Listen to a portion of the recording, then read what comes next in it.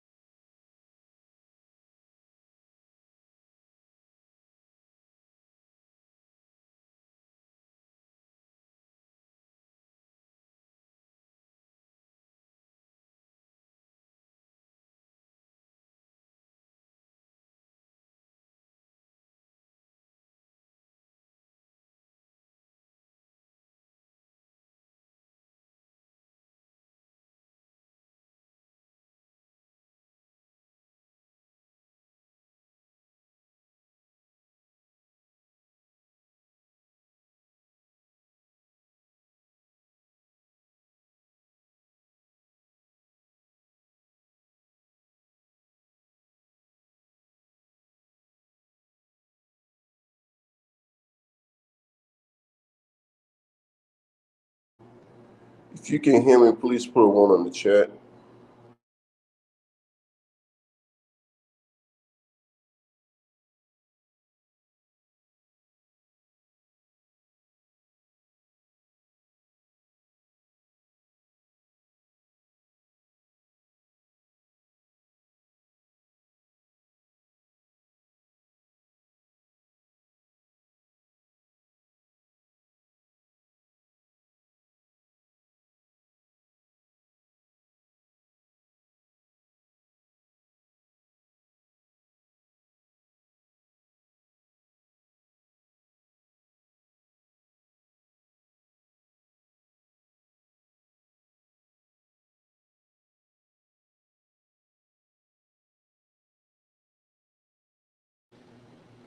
All right, I think we're live.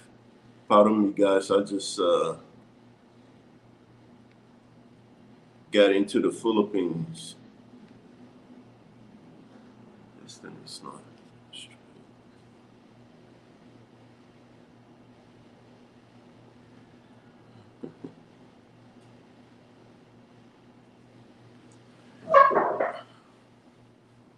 All right.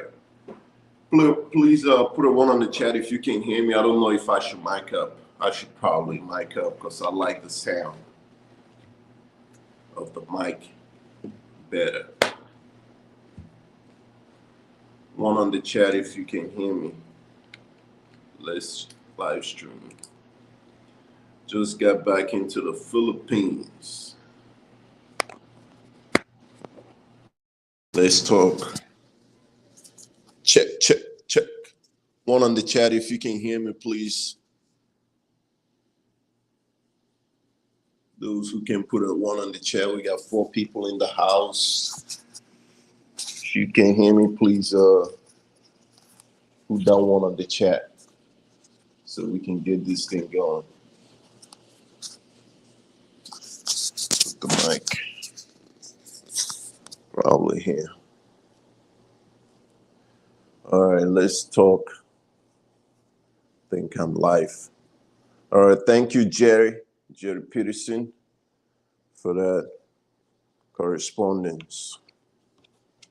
So, what is it that brings us to the Philippines? Man, I tell you, when I landed at the Manila airport, I was looking around like, well, where's everybody? Are people still even coming to the Philippines? Let me clean my camera. Yeah, that's better image. Are people even still coming to the Philippines? I landed, I was like, nobody. And there was like, I'm going to be dropping a video of that. Like a couple of Filipinas at the airport waiting to meet their foreign boyfriend. So that was what I observed. But overall, it was just desolate when I first arrived. So I made some notes here. Because when I walk around here and where I'm staying at, I mean, this place is the size of Phnom Penh. I do not see any foreigner. All you see is Filipinos. And that's kind of takes me back because from Cambodia to Thailand, from Thailand to Malaysia, every time you turn around, you see a foreign person, someone who is not from that place. Here, all you see is Filipino people. I go to the mall, nothing but them. I go to the markets, nothing but them. Walk around, it's only Filipino people. Like, are people still coming to the Philippines? Like, well, why are people not coming back here? When girls everywhere. I walk around, it's just like swoop. I'm like coming from Malaysia. Like so many girls in the Philippines. Real like normal girls. And I ain't talking about girls into the 3 or 4 lifestyle. Just normal girls. It's just like everywhere. You see 2 dudes. Every 2 dudes you see about 5 Filipinas. Beautiful. I ain't talking about like old grandma. Beautiful Filipinas. For every 2 dudes you see about 5, 6 Filipinos. They're just like this place that I'm staying at. Last time that I was here, I stayed in Makati, which is like the business district. And when I was leaving, I'm like, let me check out this place. I'm going to be put on Patreon. I love blowing this place up. Like, let me go stay over there for a few days before I fly out. Man, I couldn't. I'm like, whoa. They're looking at me like they were about to pull me in. Like they always like trying to like give you, take this Filipina, this one, take this one. She's single, take this one. But this is like so many Filipinos. I cannot believe it's like swimming in them. Beautiful, beautiful girls. Every time you turn around, it's like I'm not a model. Every time you turn around, it's like I'm not a model. I need some coffee. See this girl. Jess, can you make daddy coffee? Please. Thank you. Thank you. Yeah, Krito, bro. I'm not gonna blow up this place. Yeah, I'm gonna put it on that inner circle because these days when we find these great places, like I made the decision, I ain't blowing up these places. You know, next thing you know, it's like dudes coming in here and messing it all up. That's one thing. I said this on my vlog before. When Russians find place, when Chinese people find a place, they don't mind sharing it with their comrades, because they will go over there and make it better for themselves. Sometimes with 2 brothers, you share a place, you know, they come over there and just F it up. No, you don't have to. Show yourself. She shows waking up. Just make us some coffee, okay? Thank you. Sorry, I have to wake you. So I don't want to blow up this place, but Crypto Bro, you think you know where? I don't think so. I ain't seen no foreigner out here. None. Oh yeah, way better than Pattaya. Pattaya, you're dealing with 304s. Oh, in Pattaya, you're dealing with if brothers are brave enough to venture outside Pattaya and go to like Gym 10 and talk to girls with jobs like I was doing on my vlogs. You see me talking to girls over the nail salons and talking to supermarket girls and walking out restaurants, you know. And I was getting places because majority of the time, no brothers, they didn't talk to those type of girls.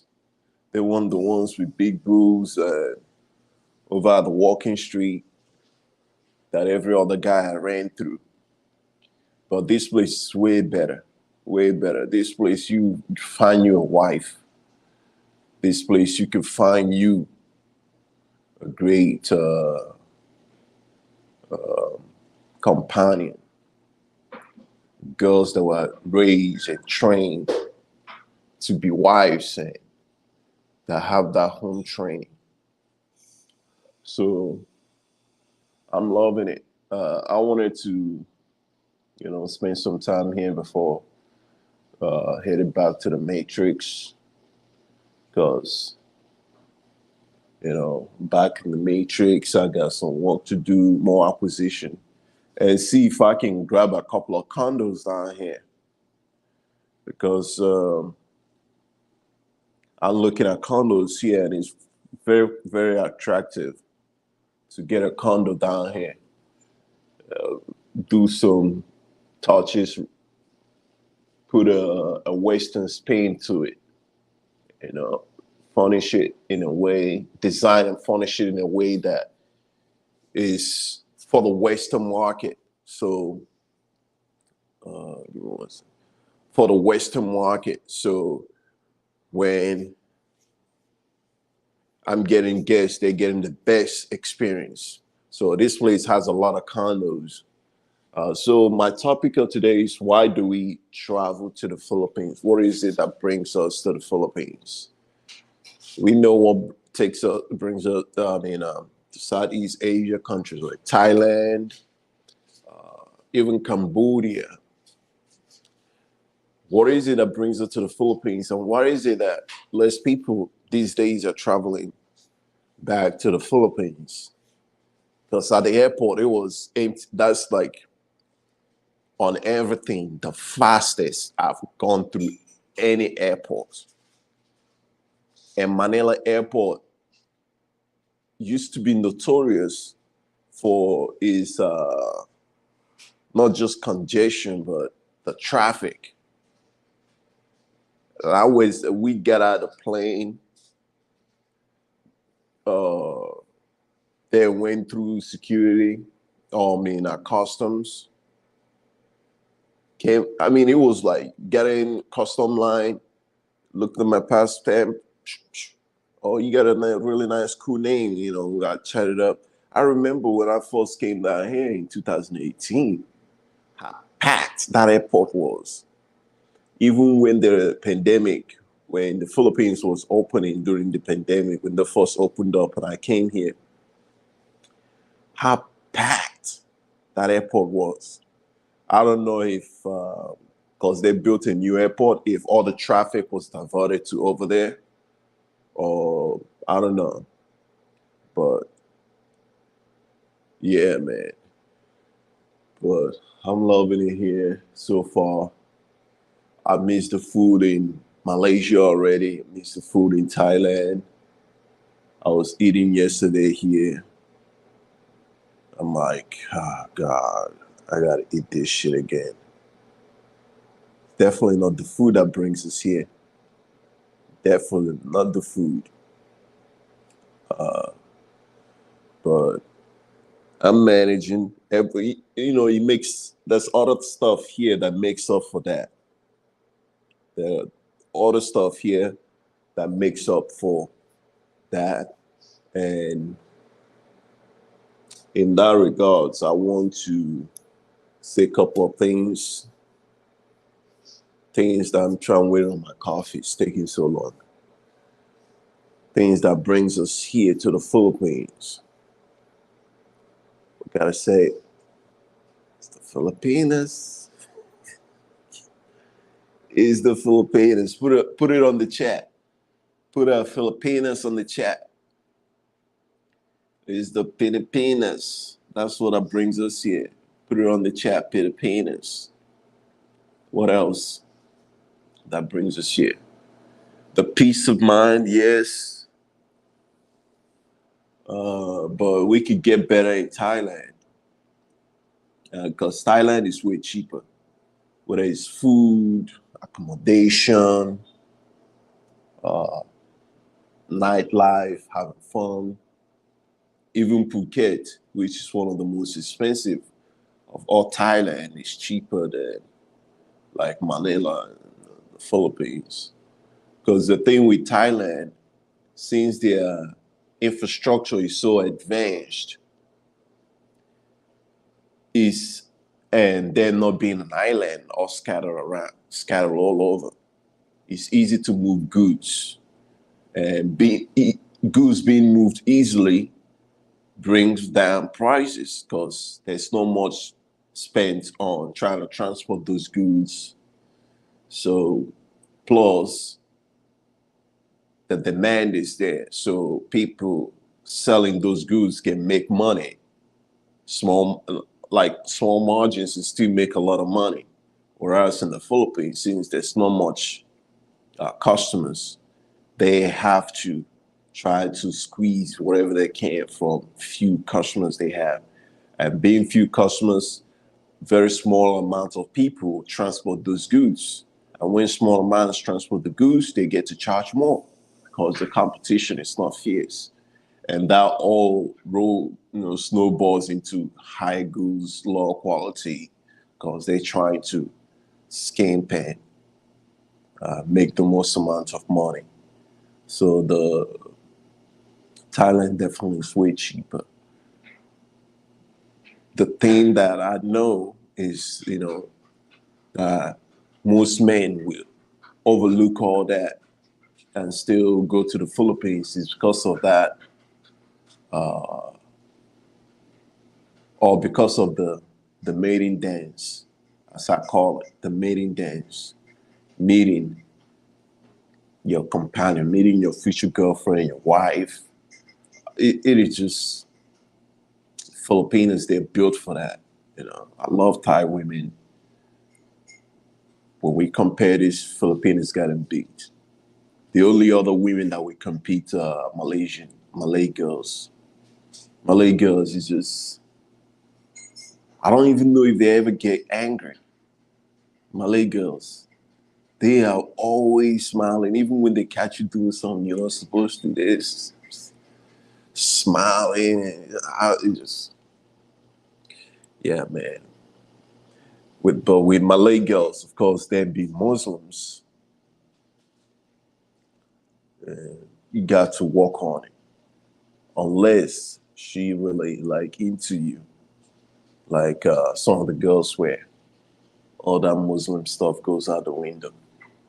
Because if a girl wants to fuck you, she will find a way. You know. Even the girls on my video, the one that I did, I was saying, oh, it's gonna be 3 months and all that stuff. After 2 days, she was in my condo. She was saying 3 months if I start going out with a guy, but after 2 days, man, when a girl likes you, all that stuff goes out the window.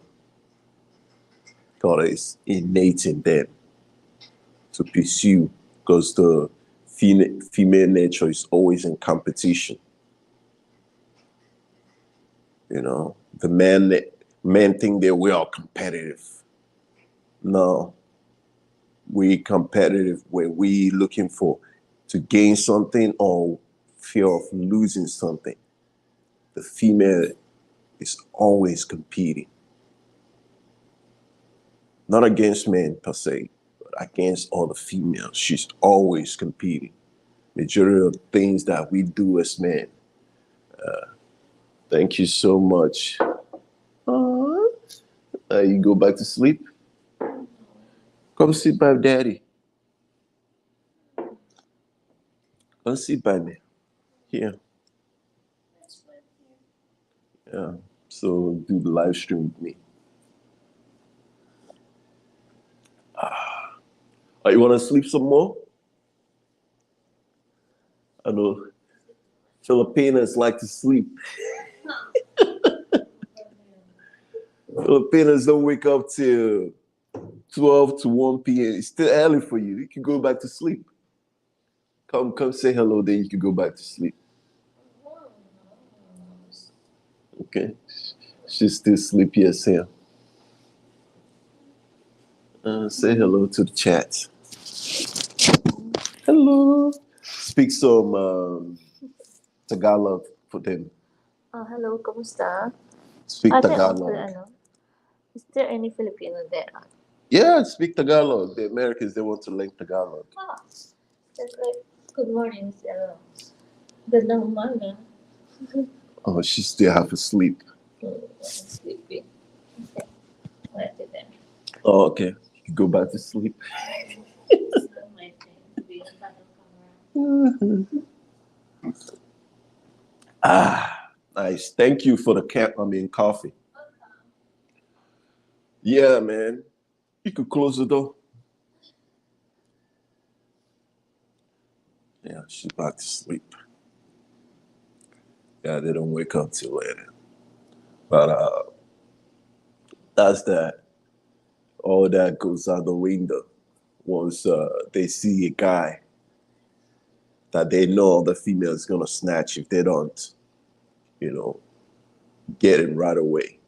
Because they know, oh man, this guy, I see how girls look at him. They're gonna take him. I better move quick.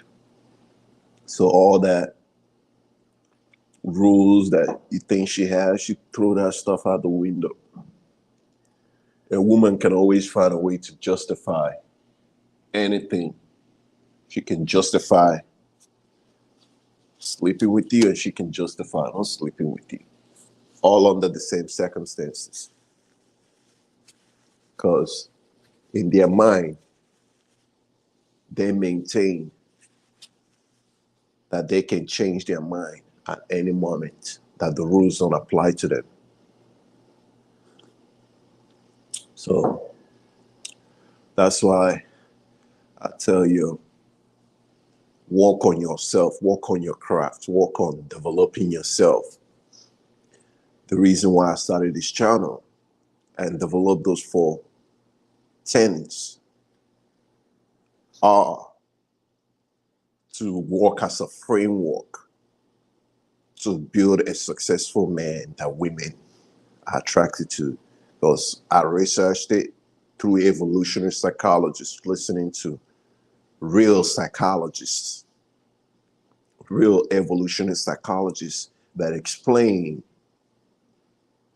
why we do what we do, how things are built in us through evolutionarily, where man has been thousands and thousands of years, that is wired in us. And the female to do the things we do. That's the reason why a man would spend $50 million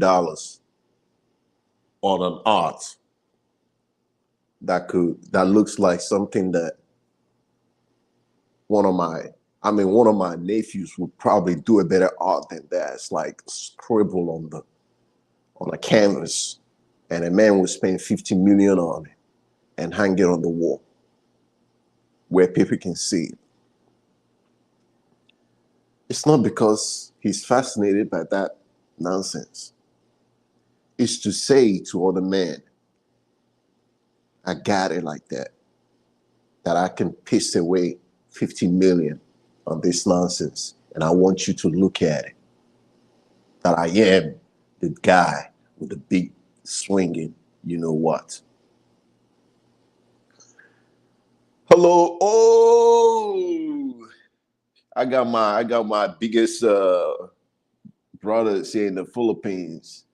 Calvin with sunshine shoulders. Yeah, Calvin, we back in the Philippines. Yeah, we back in the Philippines. And I wanted to talk about what brings us here is the Filipinas, the lovely Filipinas. Yeah, but back to what I was saying. Those four tenets that I developed are what really guides us. That's what all it's all about. Because in this life, you have to differentiate between signal and noise. Recognize the signal, recognize what's noise, you ignore the noise, follow the signal. Because if you can't distinguish both, you're just going to be running blind all through life, getting taken advantage of by other people. That's just how this life works, unfortunately. You know, because when you look at what drives us and why the women would even want to join you in your mating days, income, status, influence, you're a leader of men, you're leading your community, you have some type of status. That's the reason why uh, women run around or run behind celebrities. It's not because of money. There are guys that have money, but they're not getting the type of attention. There are even guys that have fame, but they're not getting the same type of. I mean, let's take for instance James Brown. Okay, let's compare. Eddie Murphy got so much ass, got more ass than a toilet seat, but Chris Rock, it doesn't get the same amount. You know, why is that? Because Eddie Murphy, even being funny, still projects and shows this leadership, this not just like he's the man. Whereas Chris Rock doesn't really project that. I mean, the guy played, he let's not get outside of what we're talking about here. So those four tenets that I developed to work as a framework to build a real man that women find attractive. And that is okay. If you go back to my channel, watch it, all those were developed from listening to evolutionary psychologists. And I continue to use that as framework to make content. So when you're watching my content, you are being driven towards that. You are getting funneled towards that, and you start taking action. You become the type of man that they find attractive, that they find to be a suitable mate. You know.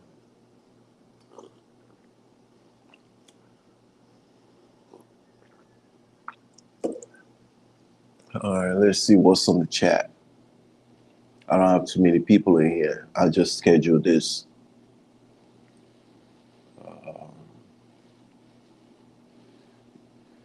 JD say he's back. What's going on, brother? Reaching out from Los Angeles. Hello, JD. How you doing? Yeah, I'm back in the Philippines before. See if I saw a couple of condos down here, and I wanted to come check him out in person and see if I can possibly acquire them. So we're working on that right now.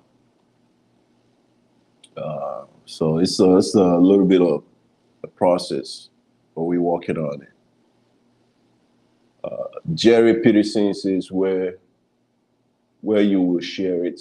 Oh yeah, this place. Uh, I might create like Patreon and share it over there because I don't want to blow up this place, man. That's the danger. You find a great place and you let everyone know all kinds of riffraff start pouring in there, just blowing up the spot. I might share it. I might decide, like, F it. Because on this journey, traveling from all these countries now, I'm traveling, moving from city to city. Accidentally, intentionally, I have discovered fine places that I want to live in. So some of these places I want to share with, like, inner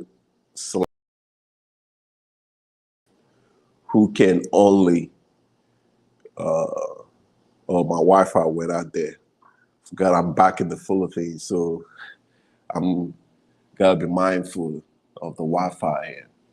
So I might have to share on the Patreon.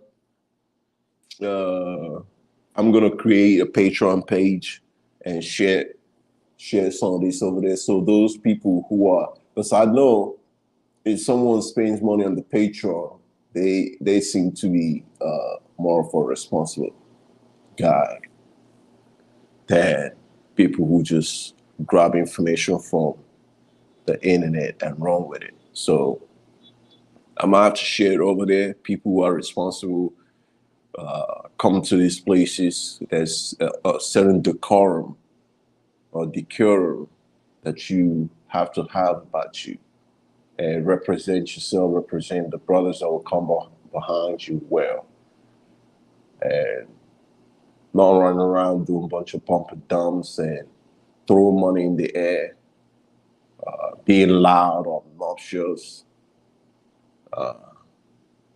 playing. Let me see if I turn that.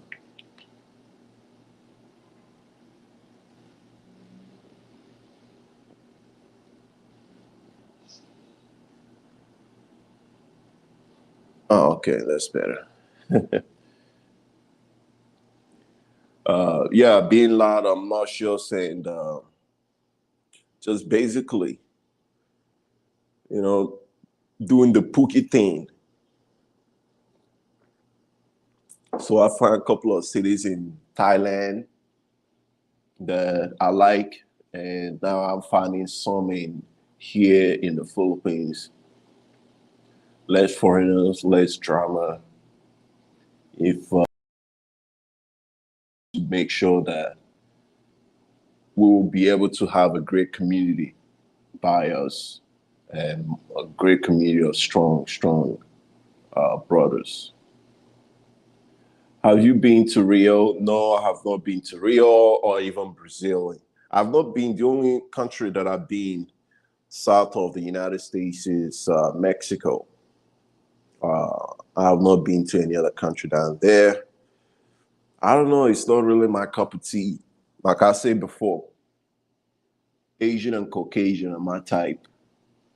And I thought about that business. So I might still like go check it out. I want to start from Argentina because the only reason why I want to check it out is the time zone. The time zone being the same as the United States makes it easier for me to work with my partners in the United States. Because sometimes when I'm in Southeast Asia, I have to stay up all night just communicating with. And then by the time I'm done with that, it's about 7 a.m. here. I have to try to get some sleep and wake up and go do some activity around town. So that's my biggest drawback is that time difference for Southeast Asia. But I might have to start from Salta. I have some partners down there in Salta, and they tell me great things about Salta, Argentina, rather than going to Bo, Buenos Aires. That's how it's pronounced, the Argentinian capital, and go to Salta. It's a couple of hours from the capital, and from there to Uruguay, Paraguay, and then Brazil, maybe Bolivia. So I think I'm still going to visit Brazil, find some cities outside Rio, outside Sao Paulo, you know, where it hasn't been blown up, and try out Brazil. But before I do that, I have to brush up on my Portuguese. Yeah. All right. Crypto Bro said, yeah, Malaysian women are top tier. Oh, yeah, they're top tier. If you copy a Malaysian and Filipino women, they make for great wives and companions. Yeah. But with Malaysian women, let me just have to put this out here. If you're going to marry them, you have to convert. Yeah, many of them told me that. You don't have to convert to date them and be in a relationship with them.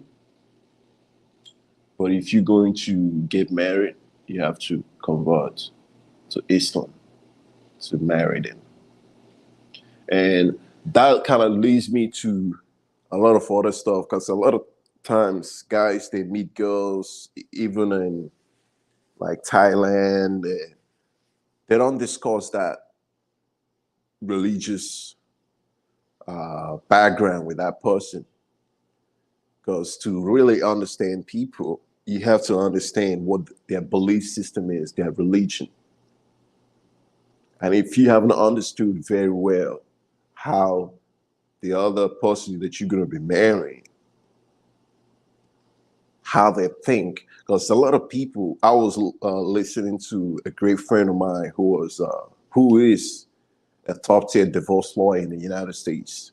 And he say marriage is the most legal agreement you could ever enter into in your life. Once you enter into marriage, you create these legal rights, like a separate legal rights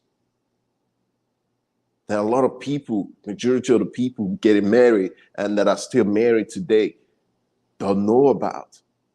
The only time they start finding out the type of agreement that they have entered into is when they're sitting in a divorce lawyer's office and they're getting educated on the institution they're in. So all those laws were created, a lot of them go days back to feudalism, draconian laws with religious subtexts. A lot of them were created by clergymen, priests, like they will write it and give it to the legislators to pass as law. Marriage is one of the bedrock institution in a lot of society sees that holds up their society. Marriage. A lot of society they don't play when it comes to marriage. Because that's how you really keep stable men in a country. Keep them walking, keep them, put their heads down, doing what they're supposed to do. Is because me, I'm a history buff. And all through our history, even like let's say Europe, for example, they've studied that whenever they have a big percentage of unmarried men, that's when most wars happen. And this dates back to the days of Rome.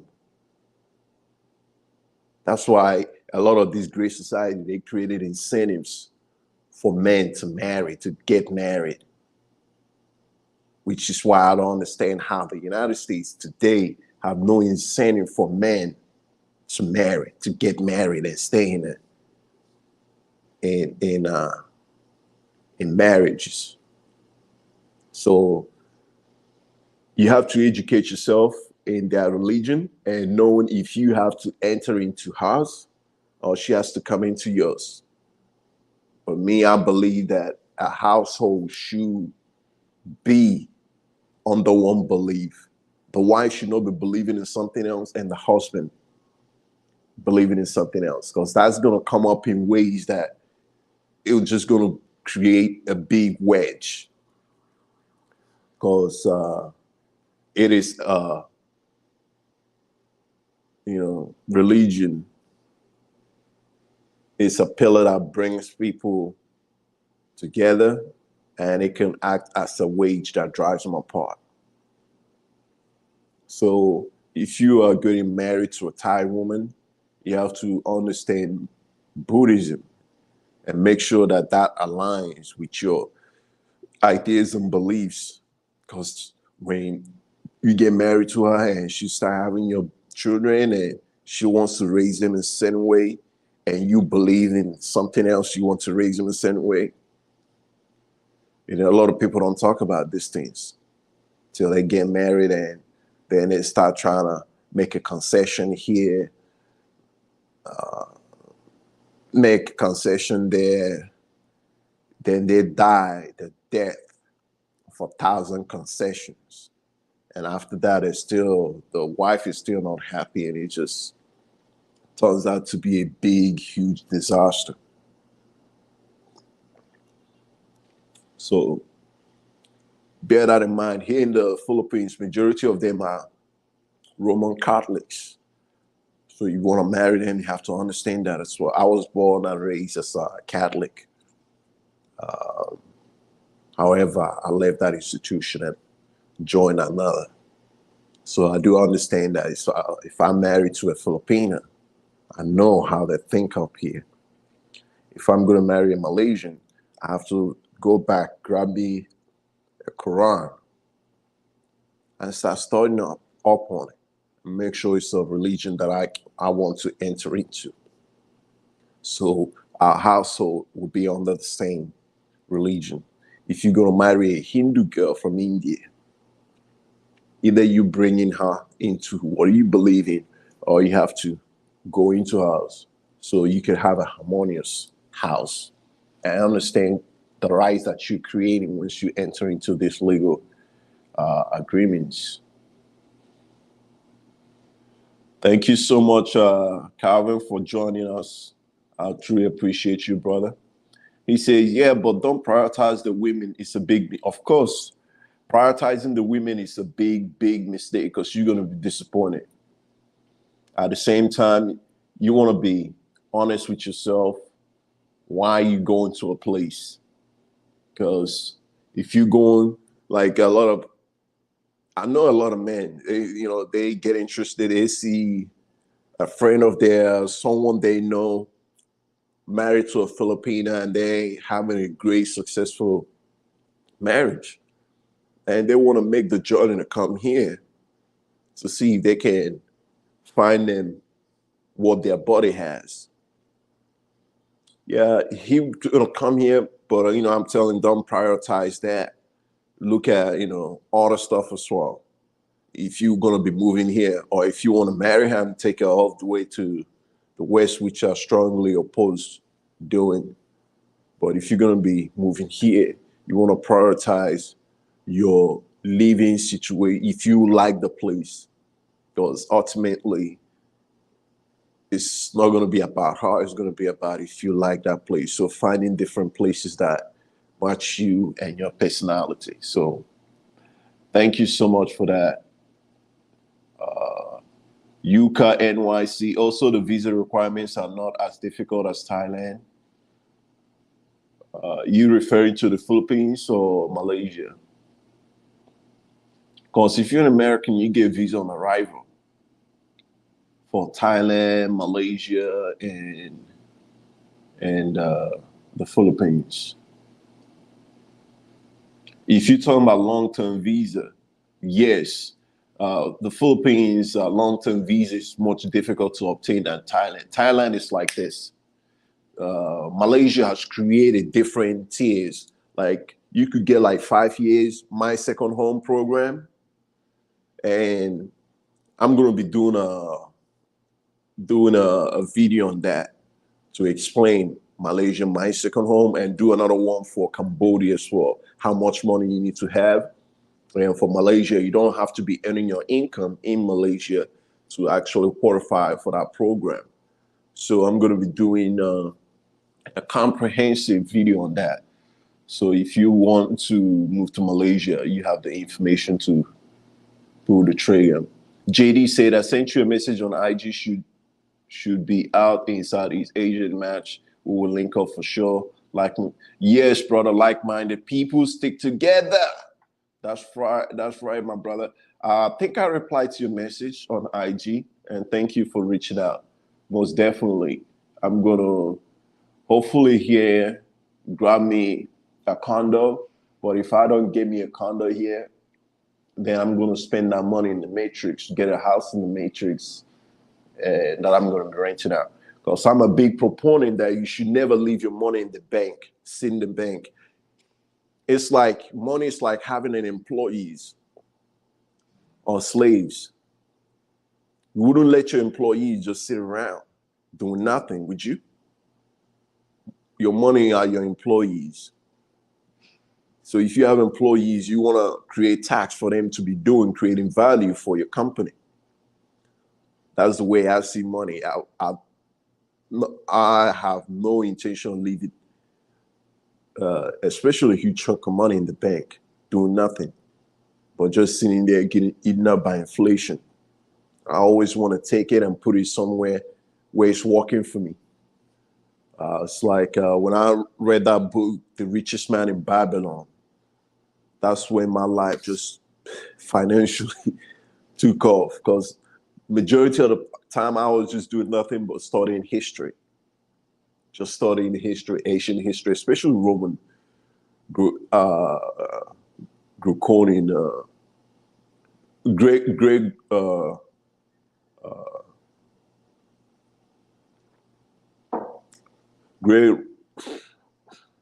Jesus, Roman history.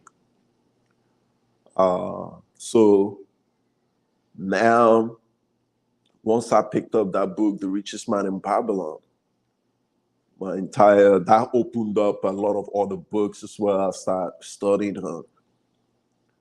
finances, human nature, because you want to understand human nature, finances, sales, and I made a note of it. So that's sales, which covers marketing as well. That's I made a note of it. What's the fourth one? And I started studying up on it. And once I started doing that, my financial life just took off like crazy. It just like took off. And now that I created this channel, I'm sharing everything I learned along the way. And one of the things that I learned from The Richest Man in Babylon is having your money multiply like a sheep in the field. Having it multiply, constantly multiply.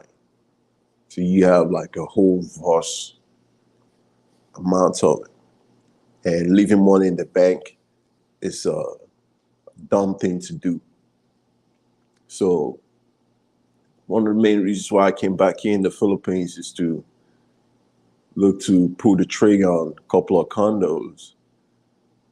If that doesn't happen, then I'm going to head to the Matrix and spend that money. Especially right now that the feds have stabilized interest rates. So they didn't raise it and they're hinting on lowering it. So I know once they start lowering it, the demand is going to blow up again. So right now it's like a sweet spot when there's still a lot of inventory in the market, lots of inventory in the market, and people are still, because the market is moved by public sentiment.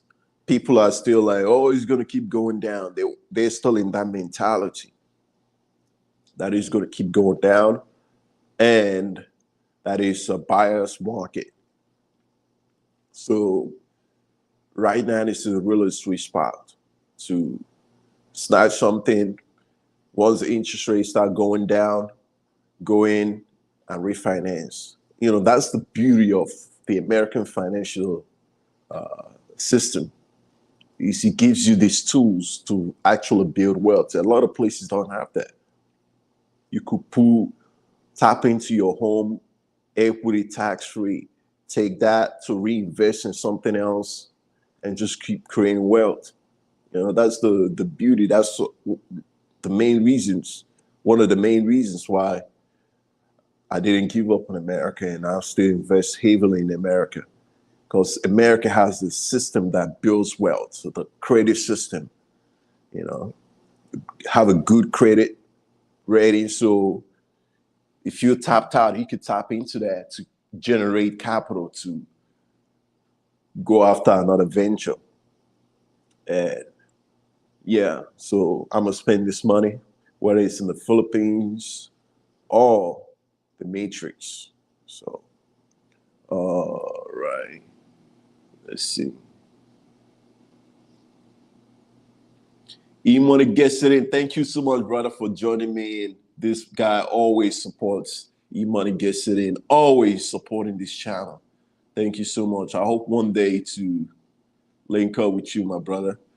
He says, how's it going, brother? I hope to go to the Philippines again later in this year. Oh, yeah. What part are you heading to? What part? E-Money gets it in. He said, I first went in 2019 when I was 26 years old, before all this passport bro-ish. Oh, yeah. My first time to the Philippines was 2018. I made it pissed up here before going to the UK to do my master's over there. And it's like the energy, even from then to now, feels different. Back then, I saw like a lot of foreigners in Manila. I barely see any these days. And that was before Thailand legalized 420, pulling on the people from here to there. E-Money gets in, he says, Sunshine Shoulders believes in leading with your wallet. He blocked me on his channel just for being honest. Hey, man, Sunshine, E-Money, you got to get along. You and Calvin are my brothers. You two are my brothers. You've been supporting this channel. Let's focus our energy more on building than bickering. So if he feel like you were trolling him, he'll probably block you on that. But, you know, E-Money gets it in. He said, I remember a video where Calvin said it's okay to wife up a former, but, oh, come on.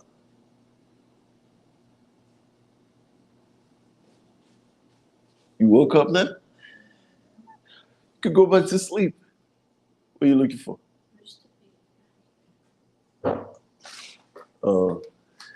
Your favorite?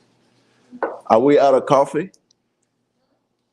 Can I get another coffee? Can I get another one?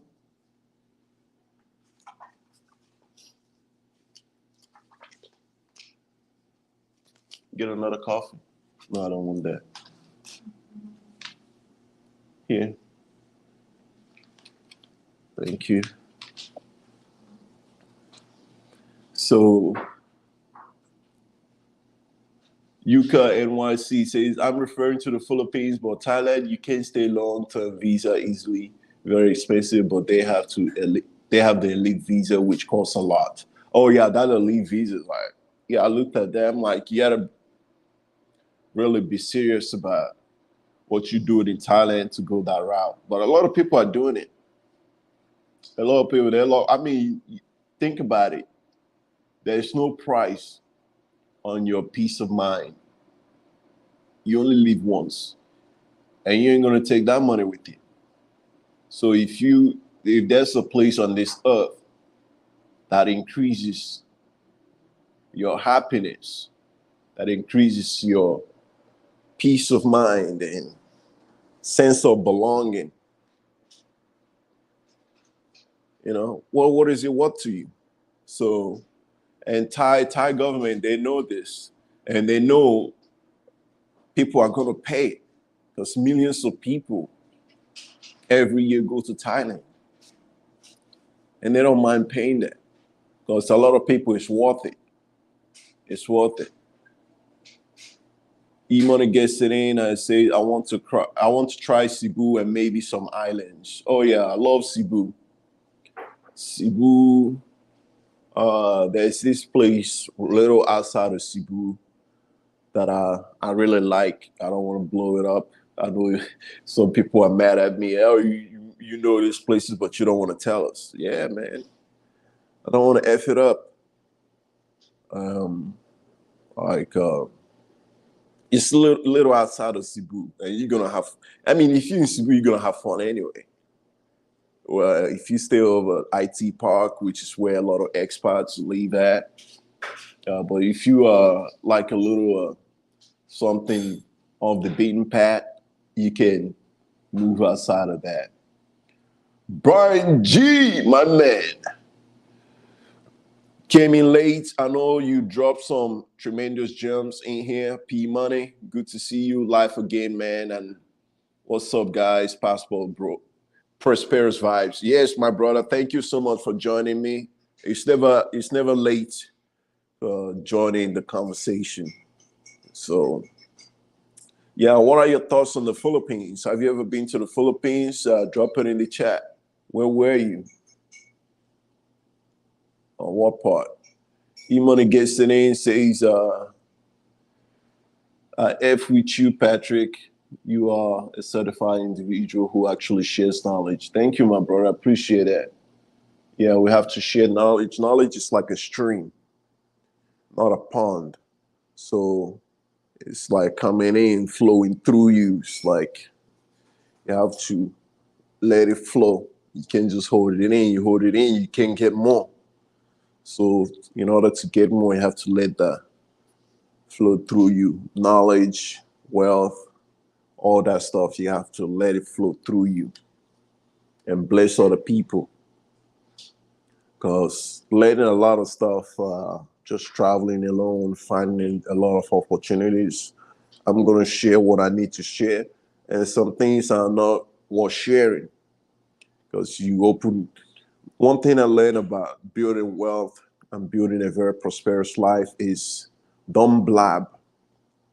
Find something really that's like low competition and you ain't really enjoying it. Don't blab to the world what you're doing. Because when you start blabbing, you do a couple of things. Either you letting everyone know that you don't know what you're talking about, or you are capping. Like that thing was good, but now no cream, no sugar. Yeah, just coffee. That you're just capping. That there's nothing really in there.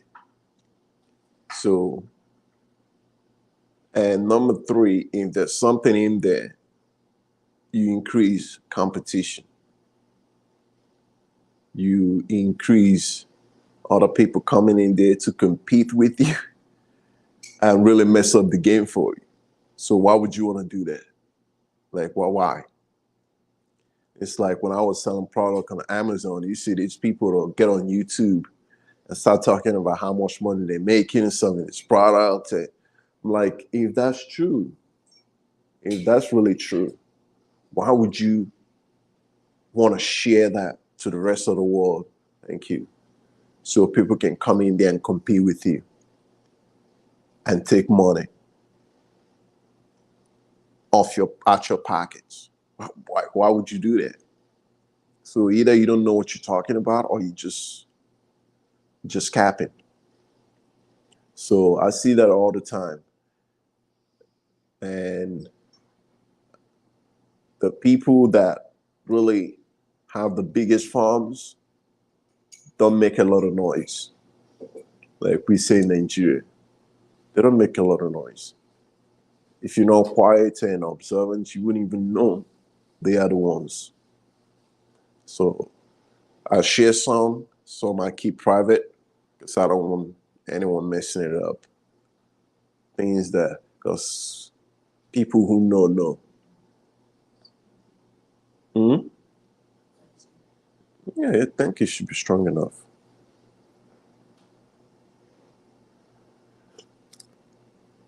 Yeah, like that. Yeah, we go to store later. It's like drinking just water. I don't even taste the coffee. What kind of coffee is this? Yeah, thank you for getting that one yesterday. That was way much better. There's coffee. Yeah, so that's my pain. Cause with this thing, I have to be very, very strategic what I share here. So the guys that are showing up are real solid guys that will come together and build a good community out here in these foreign countries. We don't want anyone showing up here messing it up, you know, trying to run through all the women in the country, doing all that pump and dump nonsense, throwing money in the air, walking around with the pants sagging off their behind, leaving their trash behind, eating and throwing rubbish on the floor, yelling at people, and playing the soccer. You know, it's like some of these guys you see going down to Colombia, and they go to the same spot because a lot of them have no imagination. They go all the way to the exact same spot for the exact same woman that they saw another or the YouTuber messing with. The whole place is flooded with women, single girls. No, they won't go for that. They want the same woman that they saw on the video with some YouTuber. And that's why we never see 304s on my video. Because any girl that is messing with me is on the real. You wouldn't even be able to find her. Because she don't jump around. You see the guys in Thailand all fighting over the same in Pattaya, fighting over the same 304. And the whole place is flooded with, you know, with chicas. But they go for the same one. Like, yeah, these people they need they need they need divine intervention, honestly. Some of these people need divine intervention. E-Money gets it in. He said, yes, bro, don't tell these ninjas nothing. Let's keep that spot in Thailand to ourselves. I'm not telling no one. I'll be there in a few weeks. I'll leave a few hours drive from there. Yeah, man. If I share, it's going to be within, because I don't like to us to be like just the only one. I want to build a community because believe it or not, that's a community of African Americans there, like a small community. I met some of them, and and they're walking around with one of the most beautiful Thai women ever. The beautiful, the Pookies and Ray Rays are not coming down there. They got beautiful Thai women. And I'm like, I am not messing this up for nobody. This place has everything. It has beach, has the food is dirt cheap, the accommodation, you name it. It has it. Like I'm messing this up. Walking around with a camera, I put it on YouTube. And I'm gonna do a little vlog, but I ain't showing no everyone this. But I still want a pocket of community because you don't want to be all by yourself. It's good to have your brothers with you, strong brothers that you can count on. E-Money gets it in, everyone in here like the video. Yes, guys, hit that like button. It helps the algorithm. Hit that like button. And let's get our channel to the right audience so we have a stronger community. And with that stronger community, we do more. Like my father used to say, together we'll achieve the extraordinary. Because that's the mentality that I have. That's reason why I always go to build a strong community with stronger brothers, with stronger brothers coming in with different strengths to build a stronger community that we can rely on. Just like every other race, always come in and build a strong community, and then put it after that first wave coming and build a community. Then you can start bringing others in that are not too strong, but there's already a framework to guide them in. And if they're trying to get out of that, you know, you say speak softly and carry a big stick. With that big stick, you gotta, get them in line. Because some people needs to be, got in line. Like Lee Kuan Yew, the man that built Singapore, used to quote that West African proverb: "Speak softly and carry a big stick." That big stick is a necessity of life. So some of these guys, if you don't get them in line with that big stick, they will mess it up for everybody. When he's trying to come in there and do that pookie ray ray nonsense, whack him in the head. Get in line. Get him back in line. Get him back in line. If not, they will mess it up. Because some people need structure in their lives. That's one of the biggest problems in the United States today is a lot of people have no structure. They're just running around doing a bunch of stuff. Before, America had have communities. There's the Irish community, the Italian community, Black community, Chinese community, Korean community, all this community, and they have leaders. When people start getting in line, quack them, they get them in line. Now it's like an amalgamation of people just put together, no leadership, no one leading them, no structure. That's why, they grab a firearm and go shoot up a place because no one's telling them what to do. You see these people, they fight in public, no one's telling them what to do. See the women in public doing all these degenerate behaviors because there's no community, there's no structure, there's no one strong telling them what to do. They're just doing whatever. People need structures in their life. You can't just let people run wild. Argentina is 2 plus Eastern. Yes, Porque. That's even the whole South America. It's like it makes it easy for me to walk from there.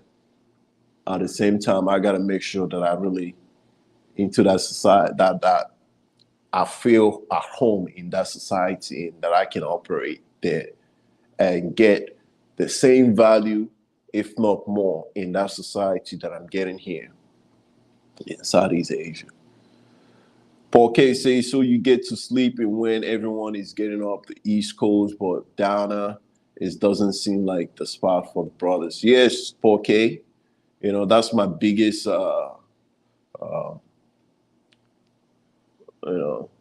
my biggest deterrent is going there and still feeling like I'm back in the Matrix. I don't want to feel that. Well, I might as well stay in the Matrix. Because a lot of those places, they have the same, those racial, they used to, but it hasn't been fully dismantled. Racial caste system that the Spanish Empire or the Spaniards put in place, or the Portuguese put in place, where they used to have like all the way to the top is Spanish man born in Spain, then you have Spanish man born in the Americas, and then kind of start going down. And Africans used to be at the bottom of that. Then they will have like Spanish, a mix of Spanish blood and native blood there. Then they will have by the father. Then they will have. I mean, it's like this stupid thing that they use to help them run that place. The father is Spanish, but the mother is native. Is here. If the mother is Spanish and the father is native, then it's like below that guy, which they usually don't allow that to happen. Then they will have the native with the African here, then have the African, and they, and a lot of these places, even some parts of the Philippines, still affect affects them mentally, and that's and it holds them back, holds the whole country back. The new generation of Philippines is really not feeling that, and now they're beginning to appreciate Morena. Or I think that's how they pronounce it, the Morena skin. Poor cases have to check it out and prove it wrong in it. Yes, sir. E-money gets it in 100% facts. Yes, sir. I tell you nothing but the facts, the whole facts. E-money gets it in says these dudes are weird. Oh yeah, they are weird. Bunch of weirdos. Going, you don't want those kind of girls. You want to be around men that you can invite to your house and they will show up and your woman will be there and you don't have to worry about them disrespecting you, her, and members of her family by doing some weird shit. But they be on that. E-money gets it in. A lot of black Americans do that type of ish. You said it best, man. A lot of these guys need intervention. Not just them. Even when I was in Eastern Europe, I ran into Africans that try to pull that crap on me. I was in Hungary with my Hungarian queen, beautiful, blonde, blue-eyed Hungarian girl. And I'm at this club. We're having fun. Walking around. I'm checking the place out. I'm standing and she's like right here. I got my hand around her. What are you saying? She's walking. We kind of observing. This club is full of Hungarian women, filled with Hungarian women to the tilt. And you have the African guys just hanging around by themselves, some of them dancing with themselves, which is a complete turn off to women. Two dudes dancing, but dancing with each other, like trying to attract a woman by that. These dudes, this dude comes, start whispering in my girl's ear. Didn't even say nothing to me. Whispering in her ear. The whole club is filled with women.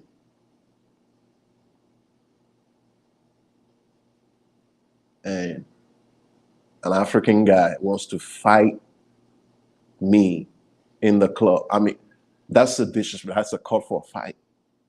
But I'm smarter than that. You don't get into fist fights, not in front of your girl. I just kind of removed her from there and put her on another side. Put her on my other side. But yeah, man, it's not just African American guys. Some of these guys, I don't know if it's in their blood. Some of the, how the Africans do that nonsense too.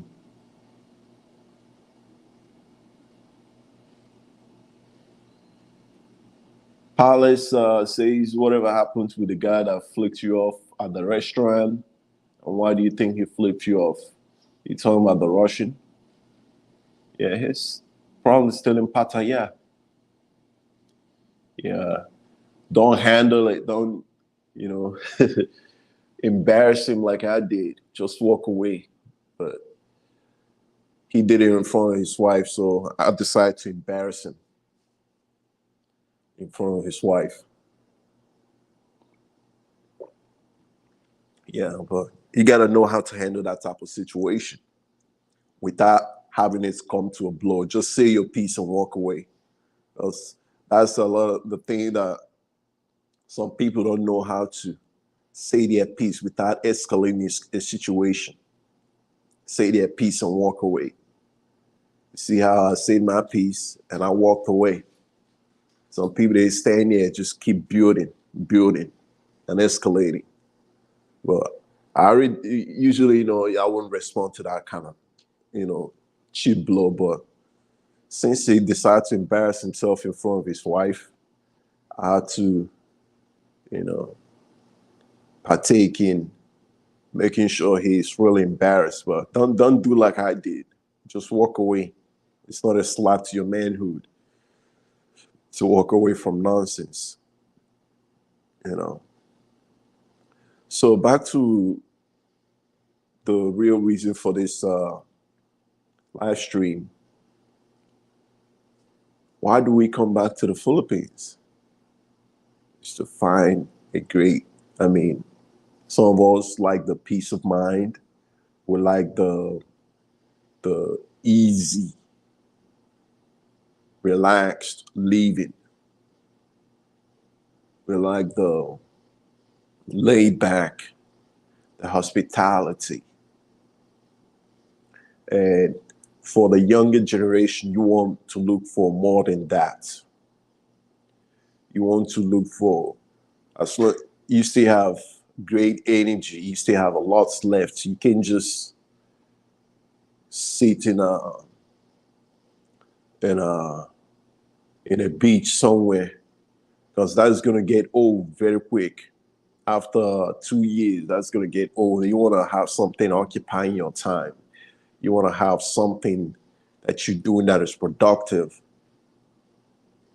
that continues to add to you, to your wealth. You continue to expand. You want to aim for doubling your net worth, your knowledge every year. You want to double it. That should be the aim. And you want to pick a place that allows you to do that. For the Philippines, I truly think if you're gonna come down here and you're still in your prime, you still have lots to give, you want to find a place that allows you to be able to run some type of, I know you can't own fully a business here in the Philippines. You have to have a Filipino partner and they have to own majority of it. And here in the Philippines, excuse me guys, got to check something real quick.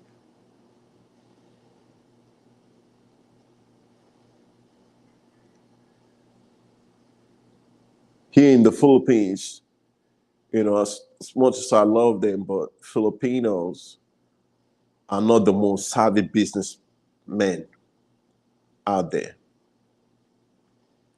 They are not the most savvy. So if you're gonna have them controlling large portion of your company, you want to do your due diligence to make sure that they can actually make smart business decisions. Other than that, you'll be shortchanging yourself in that regard. So another thing that I've formulated in terms of having them as a business partner is to have multiple, Filipinos that you can actually influence.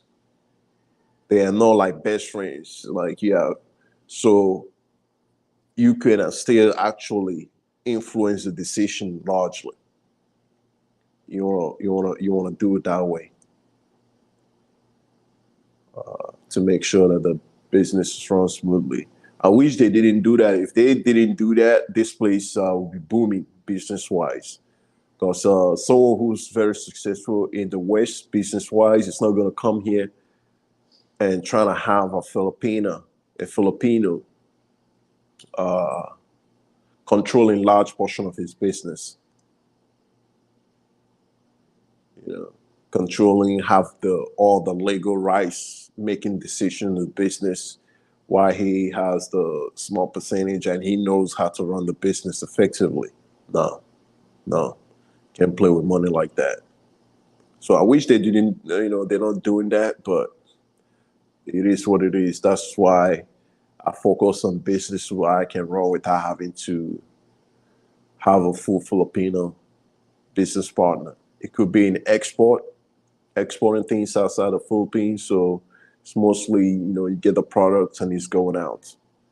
But in that regards, Vietnam is way ahead the Philippines for manufacturing. So if you are into like Amazon shipping products and you're looking for products, Cambodia, Thailand, Vietnam, especially Vietnam, has those locked down.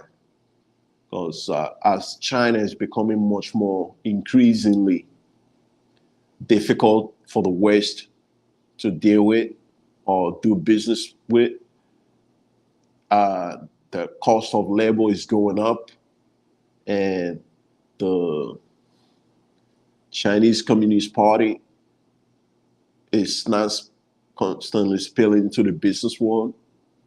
A lot of people are seeking better partnership elsewhere. And the United States government has now taken the position that a lot of the American companies should start doing what is called decoupling from their Chinese suppliers. Decoupling is when they try to, separate and do what is called reassuring some of these jobs. And at the same time, those guys, they don't want to bring everything back to the US because of the price of production. So now they're looking into other Southeast Asian countries, and Vietnam has positioned itself to be a very attractive partner in that regard. And they've been doing quite well. Cambodia as well. And the United States feeling the guilt of the Vietnam War, including with the Khmer Rouge, what Henry Kissinger did back in the days that allowed the Khmer Rouge to come in and completely wiped out large part of Cambodian population and not giving them the business. So, yeah, that's that. JD says, you choose your battles, but what you didn't was what you, what you didn't was perfectly fine. Or you mean what I did? Sometimes we walk away, other times we have to stand our ground. Yes, JD, facts. There are, yeah, yeah. Oh, you mean, yeah, what you did was. Yes, sometimes, yeah, we walk away. Sometimes we have to, because the reason why I did that is a lot of those people, Russians, they always act like that. And that's why I say speak softly and carry a big stick.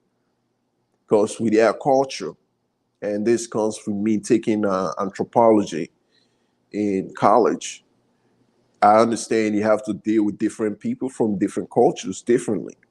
There's no, like, you can't deal with everyone the same. And with Russians, you have to be assertive with them. If you're not assertive, they will think you are, a pushover, that you are some guy they can, but that will encourage them to keep bullying you. So you need to do what you need to do and, move away from that, because you're not in the United States, you're in a foreign country, and you don't want you to ruin your trip. So I did what I need to do and move away from that. Southeast Asia. That's your name, Southeast Asia. Okay, welcome to the live. Excellent topic. If you have the time to try, include wealth building in Southeast Asia for Afro-Western background and compare the case of doing business as well. Yes, facts. Facts. Because the tenants that I when I create these channels, the tenants that I let work as a framework, uh, what does that? So if I need to build wealth in Southeast Asia, I need to follow all those four tenets. And the number four, being mobile with your wealth, is very, very important. Because I see a lot of people on YouTube, they want to move, maybe the place they were in, all of a sudden there's something that they discover they cannot live with. Like a couple of YouTubers that were in the Philippines, all of a sudden they can't handle the negativity. And they want to move over to Thailand. If you are, if you are from the moment you start building, built in a way that you can move to another part and still earn your income and don't have your life disrupted by that move, you've succeeded. Because you can move from there to Argentina, making sure that the audience, even if you earning your income from YouTube, that you don't build an audience that is only interested in that particular country, that you build an audience that are interested in much broader topic, not a single topic. So when you start making other contents, they don't just leave you and leave your channel, whereby you have to go back and rebuild everything again. So, and other things that you're investing in as well, which is American real estate, because it helps me in keeping the finances flowing in, and I can be in any part of the world and still do what I need to do. So, Southeast Asia, I like the fact that a lot of the places are still like a frontier market, like Cambodia, Malaysia, where you can invest and still have a great return, even on property. Places, some places in Thailand, like Pattaya, right now the condos are overbuilt. So if you buy, make sure you buy at the right location, a place that is walkable to the beach, that it has good view, it has many amenities, restaurants. You can walk to restaurants. So make sure that you buy in those type of areas, and other things as well. So when you buy it, it can appreciate, and when you're not there, you should be able to rent it out, to rent it out as Airbnb. Because in Malaysia, there's this condo that I looked at in Malaysia, and even the agent, not the agent, the front desk that was there was telling me, it's a great location for Airbnb. And I saw the like people just coming in, people, Westerners, people from Middle East, just checking in. And you could live there and you could rent it out. So, and they have great, I mean, everything you could ask for. So I like places like that. It's great investment, and they maintain the building very well. So the main reasons why we come here in the Philippines is the peace of mind, um, the lovely ladies, finding a companion. A lot of us would find it and want to stay here. For me, I like to kind of find it and move to another Southeast Asian country that's way much more attractive in terms of doing business and earning much better income. Uh, so, yeah, because when you look at it this way, if you are already retired, you still want to have something productive occupying your time so you don't fall into the pitfalls of just sitting around gossiping, drinking beer. Because as the Bible says, an idle man is the devil's workshop. So no man should be idle. This is as old as time. Because if you're an idle man, you're going to find something to mess up. Because in this life, either you're building or you're destroying or tearing things down. So you want to focus, make sure you're building something, you're creating something. Some find it on like YouTube doing content and showcasing or educating others still back home. Others find it actually going out and getting into business ventures. So you want to make sure that you are being productive in these foreign countries. Even if you're retired already, you're still being productive because that will help you live longer. Because if not, you're just going to wither away, just falling apart, and very soon you're done. Or you find yourself a purpose. That purpose helps you get up in the morning, gives you great energy to get up in the morning, and when you go to bed at night, to go to bed contented, knowing that you did something that is worth a damn thing that you're proud of. Even if that thing doesn't make it, it's still you put in some effort. You leaving a mark. You leaving something behind that other people will enjoy, truly. So if you are still young, like myself, you are still in your prime, you want to look for things that help you earn more income so you can continue to build your wealth because you still have a lot of energy, especially if you're in your 30s. You're in your 30s, you are in a place where a lot of men love to be in.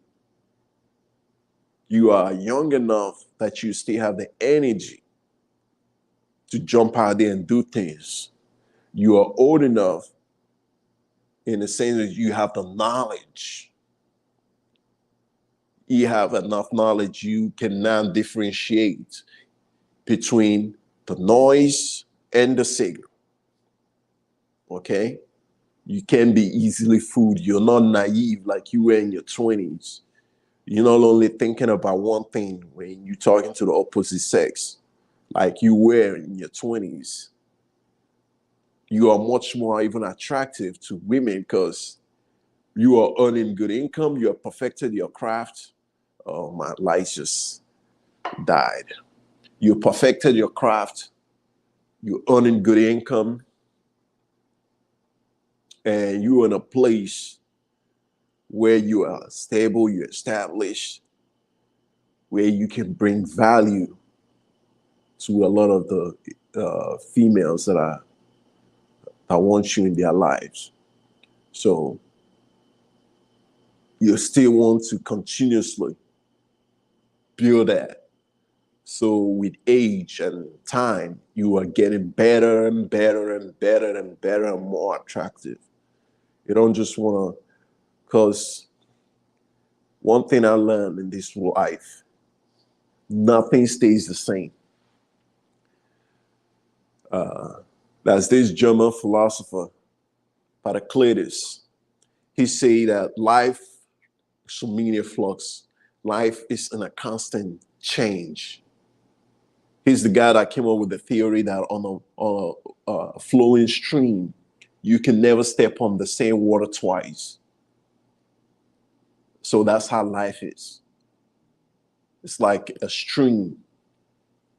No matter how fast you are, you can never step on the same water twice. Life is still a constant change.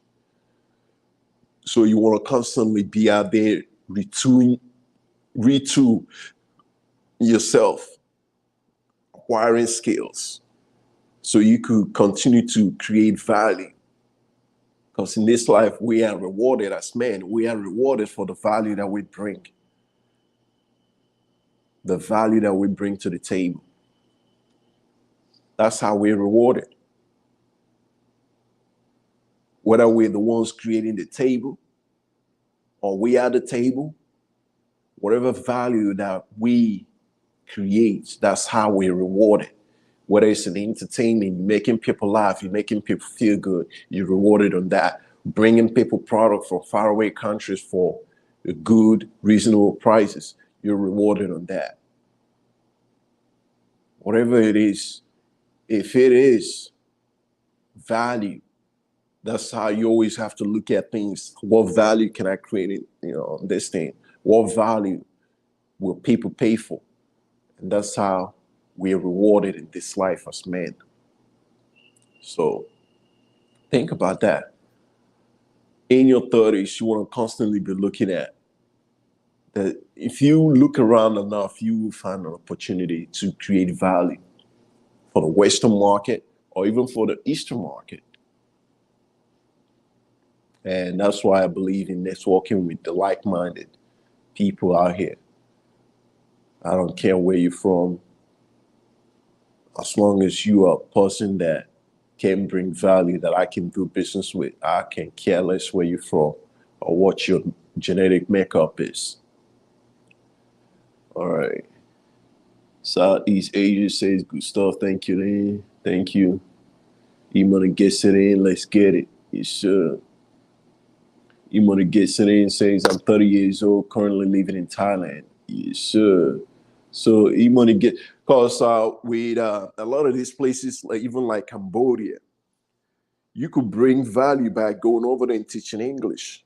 Majority of them don't speak English, and they would like to speak English. So that's a start. You might not be earning the biggest amount of money. However, that's a start. You could supplement it with other things by, like, in the IT field. You could supplement it with other things, finding products that you can sell to Amazon, ship it to Amazon warehouse, earning a little bit of margin there, and just slowly build. Wealth is built a brick at a time. That's the get rich quick thing.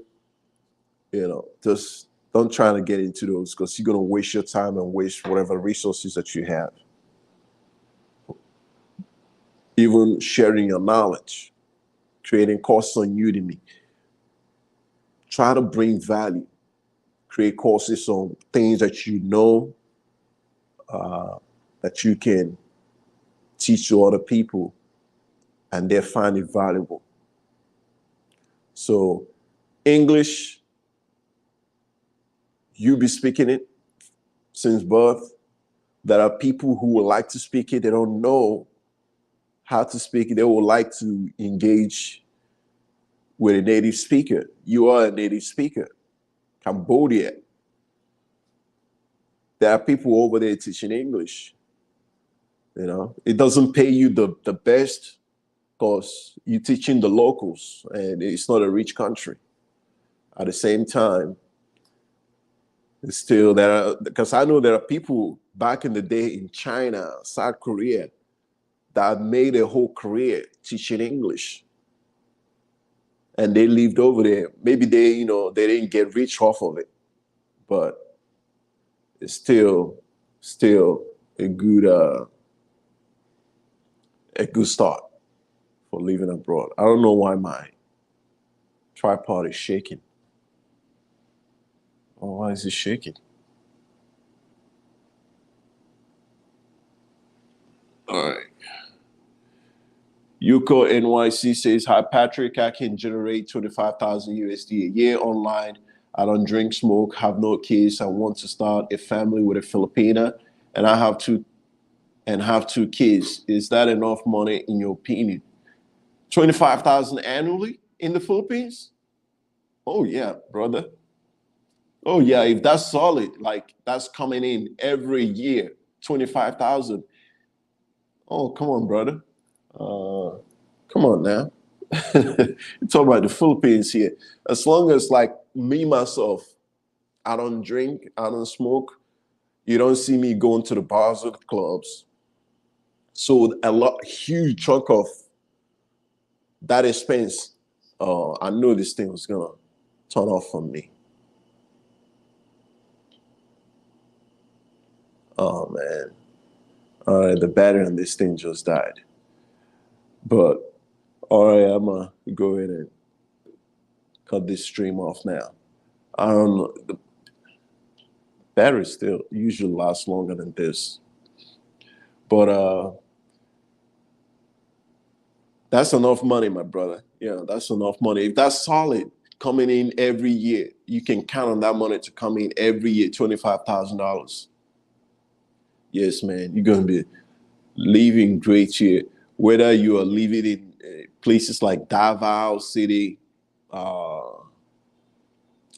if you know like IT Park or BGC and paying the foreigner prices, places like that. However, if you are Davao City, General Santos City, Digo City, uh, even here in Manila, this side that I'm in, 25 grand, man. You go to balling out of control. And with that, you continue to generate more, build yourself more. So more money keeps coming in and you build up your reserve and continue to invest. Yes, yes. All right, let's see. And you said, meet this Filipina and have two kids. Oh yeah. So by the time you getting married and have your two kids, you should continue to expand whatever that you're doing to earn more. Because once you earning that, there is always something you can do to expand your earning capability. You can always grow your customer base. Unless you're working for a company on a fixed salary. Even if you're doing that, there's knowledge that you have working for that company that you can create a side hustle or offer that company to do more, to get more. You can always increase that. Yuka NYC say, can that amount cover school fees, rent, hospital costs, and a little travel around the Philippines? All that is depends on how much you spending on particular cause school fees. What kind of school? If you sending them in to international schools or you sending them to schools with for local Filipino people? Rent. If you live in Davao City, that's enough. Hospital costs. I don't know. Hospital costs like what is your medical background like? A little travel around the Philippines. If you constantly hitting Boracay, that probably gonna burn through your wallet. But if you're traveling around all the Filipino islands, like Siquijor, oh yeah, man, you're gonna burn out of control. UK NYC says, are you sure? What about the hospitality? Hospitality. I don't have any health insurance. Always get you a health insurance. You don't want to be in a foreign country with no medical insurance, health insurance. It doesn't cost much here. Get you that. There's no reason why you should get you medical insurance and get you life insurance as well. Heaven forbid something happens that you get a proper send out. E-money gets it in. He says, I'm teaching English just to get me living here. My main career is in IT. I have an interview on board in a few weeks for a remote role in IT. See, E-money, you're doing it right. You're doing it right, brother. So you start by teaching English, then you build from that. Before you know, you're sitting pretty good. So, if you have the mentality of constantly going out there seeking opportunities, you're not like content on the little that you have. You constantly going out there seeking different opportunities and recognizing value. When you see value and taking advantage of those values, you're gonna be good, man. And you're building your reserve and you're taking that and you're investing it in something that is earning income. For you have so much money coming in every year that you can now pick and choose who to work with and what to do. That's the ultimate freedom, financially freedom. Yoka NYC says, I don't have any side hustle, brother. No, I want the kids to go to international school. So from now to by the time you haven't even met your Filipino yet. So you still have enough time to increase that. If what you have is solid, every month is coming in, you could always find a way to increase that. So by the time the kids come in and reach the age to go off to school, you have enough. Because international schools, they do cost quite a bit. Yeah, they are if I'm raising my children abroad, I do like to send them to international schools. Just my opinion. Rather than sending them to a school where they're the only outsider in there. Because growing up in Nigeria, I know the experience of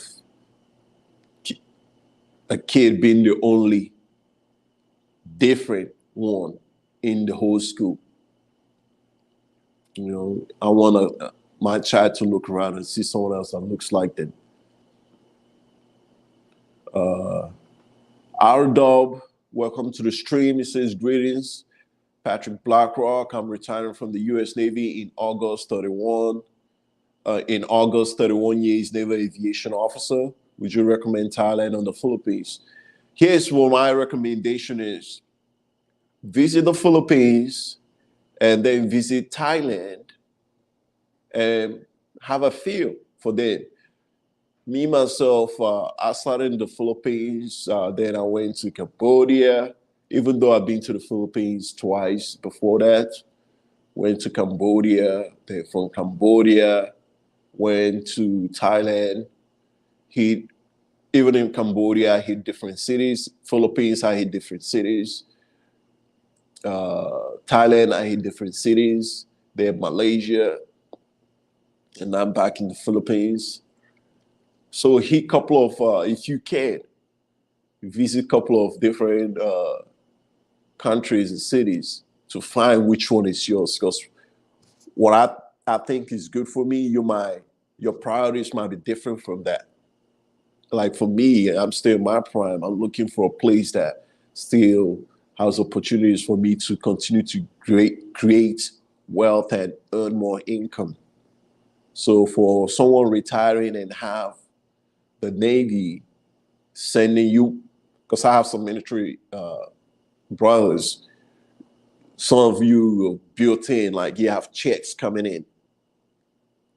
Some of them have over $5,000 coming in, and they're coming from the U.S. government, so that's solid. you know, it's not like it's coming from some third world country government. It's coming from the U.S. government, so that is solid. So some people have that 5K coming in a year. Southeast Asian country, you're living like a king. And so I don't know what your situation is on that. Our dub, yes sir, brother, yes sir. Oh, you're already in Asia, so you already have some type of Asian exposure. Oh, okay. Thank you so much for your service, my brother. Thank you so much for your service. Thank you so much. So I truly, truly advise you to, visit Philippines and visit Thailand. If you can, when you're in the Philippines, try to visit different cities. Like try Manila, try Cebu, try Davao City. Uh, See which one is good for you. Like find a city in Luzon, then find another one in Versailles, find another one in Mindanao. So Manila is in Luzon, uh, Cebu is in Versailles, and Davao City, General Santos City, those are in Mindanao. The Magadi, those are in Mindanao, southern Mindanao. So if you could hit different cities, so to find your what feels like home to you, and then try Thailand. There's this particular city in Thailand. I don't want to blow it up, but it's really a great place. It is really a great place to be at.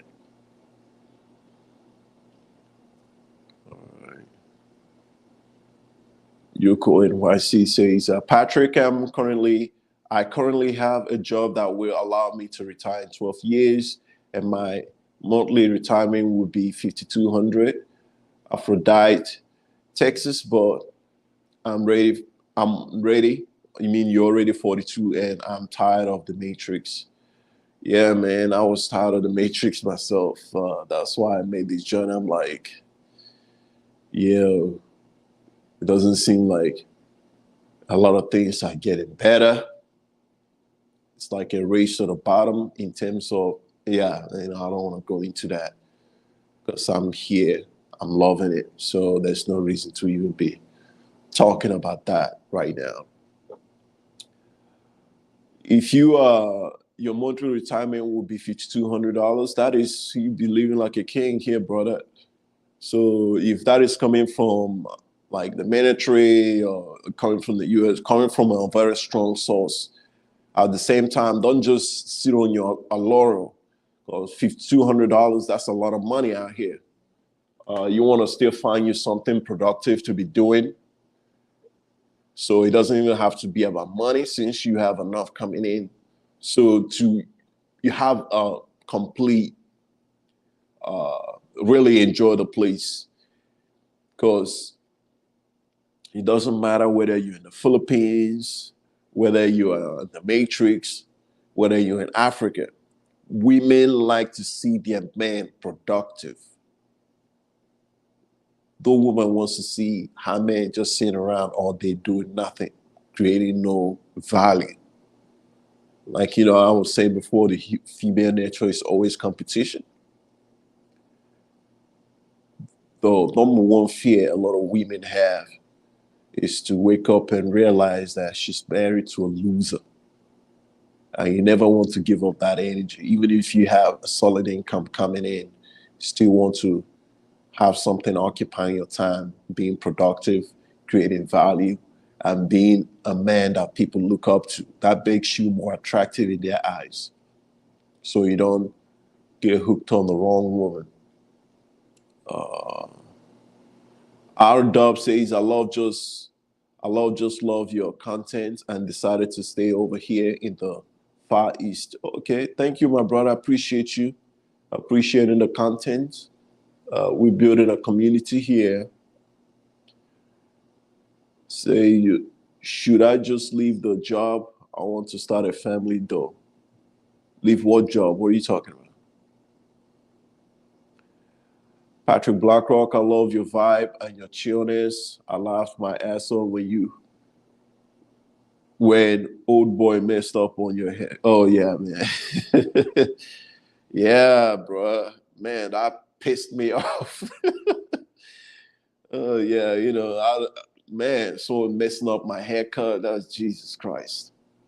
As a black man, that's a no. Don't mess with don't mess, especially our hairline, man. But I'll just let it grow. Since I'm back in the Philippines, there's great barbers here. that really know how to hook a brother up. So I'm gonna let it grow up for about another week, and I'll go let him fix what he did. But luckily, I had him go real low, so it didn't look all messed up. But that guy was the worst from Bangladesh. But I should have known, but it's all good. And that's another thing, uh, if you know how to cut hair, because a lot of Africans are beginning to show up to Malaysia.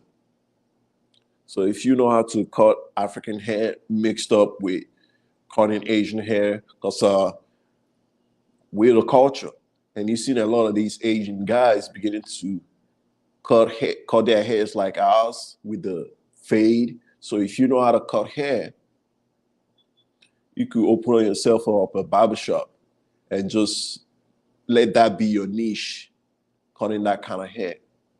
And even the white men over there like that type of haircut. They try to say it's a Travis Kelce haircut. They're trying to jack that our haircut, say that Kansas City Chiefs quarterback that is dating Taylor Swift now, that's his haircut. But, it is what it is. But that's our haircut. And use that as your marketing gimmick and start giving that haircut out. You're not going to be charging the same as the U.S. prices. You're going to probably charging $5 a haircut. But all that adds up. The next thing you know, you get some of these guys and teaching your style, and they're working for you. So that's if you really know how to cut hair, that's another area that you can create value in. And if you're an African, that's something you can do. You know how to cut hair. And you can do that and earn income that way.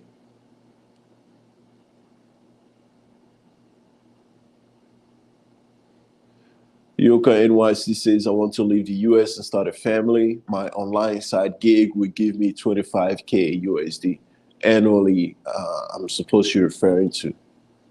Okay, if that's solid, man, why not? Why not? You want to first travel to this place and get a feel for it and make sure that it's some place that you can leave. Get a feel for it. Don't focus on meeting a girl first. Just get a feel. Because all these countries, you can always meet a great woman in. But don't let that be your main focus. Your main focus is your livability for you. Because once you move there, then, you could show her that you live there full time and you're not into some pump and dump. Then you can really start meeting the real ones. Yes, sir. Our dub says, I hear my brother, don't mess with your hair. Brothers, yeah, can get upset real quick. Yeah, man, we don't like that. Our dub says, I can do a little bit of hair, but I'm ready to chill and enjoy life. You taught me that after watching your videos. Yeah, man. If you you're solid, you want to chill and enjoy life, you know, chill and enjoy life. But that will get old quick if you don't have something occupying your time that you're doing. Maybe for the first year, just chill and you enjoying yourself and kind of getting a feel for what you want to do next. Because if not, you would just sit over and you just enjoying, and you start getting into some real ish, like all those grandpas in Dumaguete get into fist fights, because they go over there and they start gossiping like Filipinos. They get into gossip and they drag themselves into that level. Next thing you know, they get into fist fights. You know, that's why a lot of people that come in, they don't want to be over the expats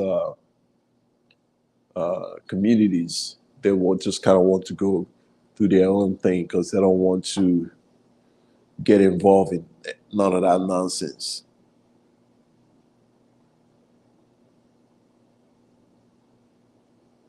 So, yeah, thank you so much, everyone, for joining me. Yuko NYC says, I have been to the Philippines 5 times and Thailand as well, and I love it. But the Philippines is better because they speak English. Yes, and they speak good English. Malaysia as well. Everyone speaks English over there, so your ability to communicate with people is much more better. Thailand, they don't speak English. That's why I encourage if you want to come out here and start teaching English. Thailand, Cambodia, probably a good job to make. The Philippines, communicating with them, yes. Well, once you start going into like those remote islands, they don't really speak that much English, like remote, like Dago City. Yoko NYC says, Patrick, what's your sincere advice on what? On what, my brother? What are you referring to? My sincere advice on what?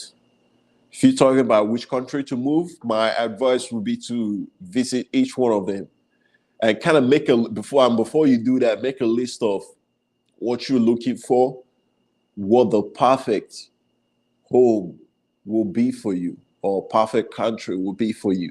Make that list and start hitting them and see which one checks off that list. Because no one size fits all. Everyone has their own. There are some people that go to Cambodia and they be like, it's one of the greatest places. Some people that go over there, they be like, it's an ish hole. So we all have what we're looking for when we travel. So just make your list and see which one feels like home or which one. Some people that come to the Philippines and they cannot stand the heat. Some people they don't mind that heat. So our Dub says, I don't know, Patrick Blackcraft, the other 1 years of flying, maybe a small charter company or something. Charter company? You mean like airline charter company? Flying from, I mean, if you want to do that, then you gotta have to go research places where foreign people visit the most. That needs charter planes and what are the competition over there. And because you don't want to be earning in pesos or Thai bahts. You want foreigners coming in with their foreign currencies. So a country like Thailand has lots of that. Maybe, charter plane flying from Phuket to Krabi and back and forth. See if you can even fly over there. That's kind of thing you want to visit there and do that research. UK NYC says, should I wait for the 12 years to retire to get my 5K US a month or quit and stick to my 25K online hustle? I'm 42 already. That is a personal, that's more of a personal decision you should make because there's always arbitrary factors in our lives. What does your gut instinct tell you? Is your gut instinct telling you to wait for 12 years to retire to get your 5K a month in addition to the 25K? So that would make it 30K. And I'm guessing in 12 years, that 25K should grow. And that 5K should grow as well. Because in 25 years, adjusting for inflation, what would that 5K purchasing power be? Would that 5K be like what $3,000 we purchase today, or would it be like what $2,500 we purchase today? What would that purchasing power? Because every year in year out, 2.5% inflationary rate eats up what we have. That's why I said it early on this stream. Don't let money just sit in the bank, because that's how the the elite and the government gets you. You think you have money sitting in the bank, but every year 2.5% purchasing power of that money, they pull it in it, like they're siphoning it. It's like you think you have drink on this cup, but someone put a straw on it and they're sucking it nice and slow, nice and slow. One day you wake up and it's just a little bit of like that left in. But when you first put the cup down, it was filled up. And now you have a little bit of something left. You sit over there, you think you have something. So, you have to make that decision, my brother. So, what would that 5K be worth? And can you, if you decide to make that decision today, can you grow your 25K from today to earn you 30 to 35K in 12 years? Can you bet on yourself? Are you confident in yourself that you can take that 25K to even to 40K in 12 years? In 12 years from now. That doesn't seem like a very big stretch to grow 25K to 40K in 12 years. Doing what you're doing online right now is solid coming in. You already have the blueprint. How scalable is that blueprint? Can you scale it? All right. Our says I'm a pilot. Oh, okay. So research. I'm guessing you're licensed to fly in the U.S. So research what license you need to fly in Thailand. I have had Thai Airlines come to me with a job. Oh, okay.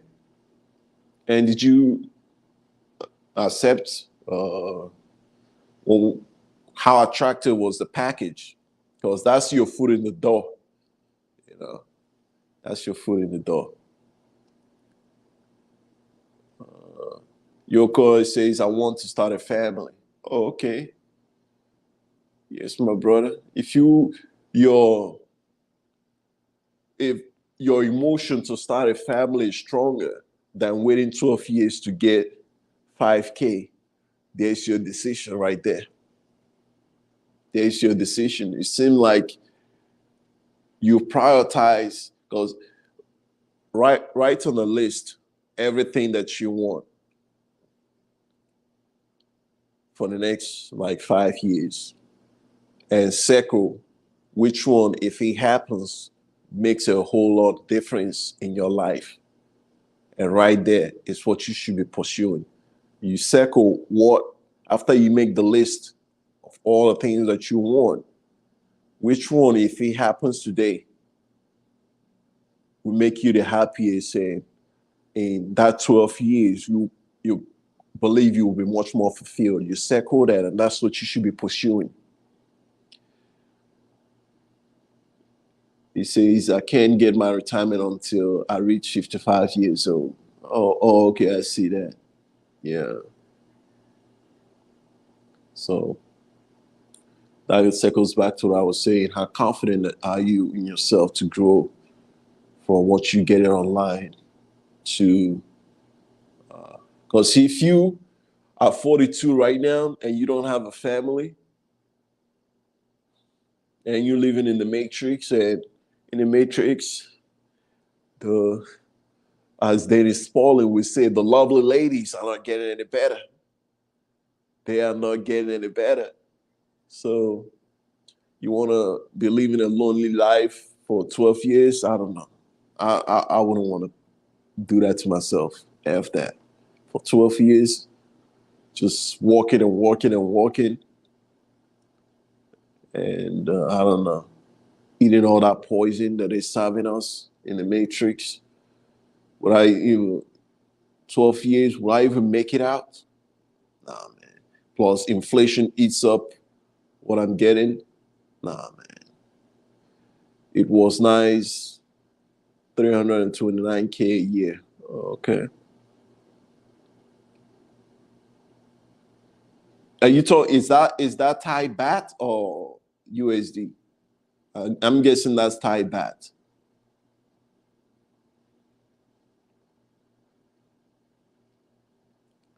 All right, guys. Thank you so much. It's been all over two hours of live stream.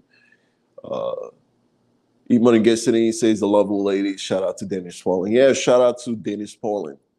Thank you so much, everyone, for joining. And I'll see you again. Look out for all the content from Malaysia coming through. And I did a review of Malaysian Airlines as well as Kuala Lumpur Airport. It's very, very easy to go through Kuala Lumpur Airport. I produced some content on that, so to know what to expect when you're flying over there. When I was flying, there was no custom. You know, like in the Philippines and Thailand, when you leave and you have to go through customs, they have to check if you overstayed your visa to charge you extra. None of that stuff.